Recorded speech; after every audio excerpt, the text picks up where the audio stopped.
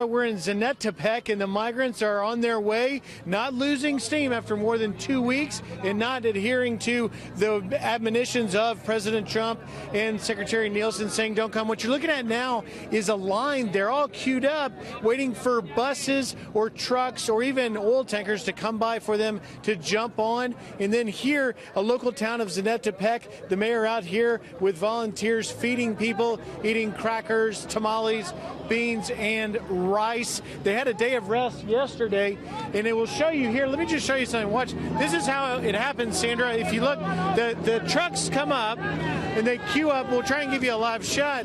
This is how they're mostly moving. Now, they do walk, but it's very exhausting, and now they're going to be led into this truck. We're going to try and show you this as they try and get in the truck to move towards Mexico City is ultimately where they're trying to get, but they're going to be in a town tonight, they believe, called Niltepec. It's actually a town that has only 4,000 population. This caravan is, of course, 4,000 or more, so they're literally a caravan as big as the town that they're going to, which has caused some consternation. The town they were in last night in Zenectepec, it was they ran out of food yesterday, so this meal they're getting here before they get into these trucks is certainly a very welcome meal.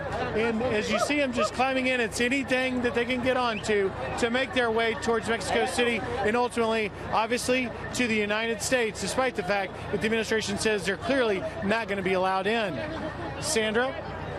Just getting a geographic idea of where you are right now, Griff. Proximity to Mexico City, distance that they have to travel to get there?